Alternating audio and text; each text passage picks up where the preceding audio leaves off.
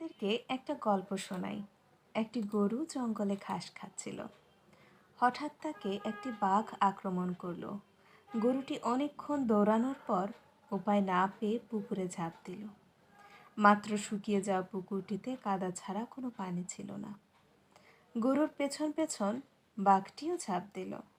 বাঘ ও গরু কাদায় গলা পর্যন্ত আটকে গেল। বাঘ রেগে মেগে বলে, "কি রে, তুই আর লাফ দেওয়ার জায়গা পেলি না? ডাঙায় থাকলে তো তোকে না হয় একটু কুড়মুড় করে খেতাম। এখন তো দুজনেই মরব।" গরু একটু পরে হেসে বলল, "তোমার কি মালিক আছে?" বাঘ রেগে বলে, "বেটা, আমি হলাম বনের রাজা, আমার আবার মালিক কে? আমি তো নিজেই বনের মালিক।" গরু বলে, "তুমি এখানেই দুর্বল। একটু পর আমার মালিক আসবে, এসে আমাকে এখান থেকে তুলে নিয়ে যাবে আর তোমাকে পিটিয়ে মারবে।" বাঘ বড় বড় চোখ করে তাকিয়ে রইল। ঠিকই সন্ধ্যাবেলায় গরুটির মালিক এসে বাঘটার মাথায় বাঁশ দিয়ে কয়েকটা বাড়ি দিয়ে মেরে গরুটিকে টেনে তুলল।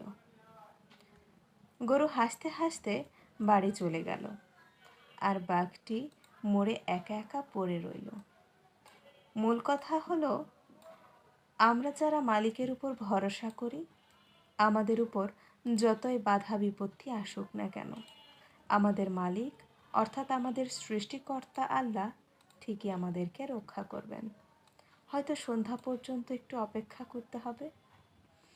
আল্লাহ তাআলা আমাদের সবাইকে ধৈর্য ধারণ করার তৌফিক দান করুক। আমিন।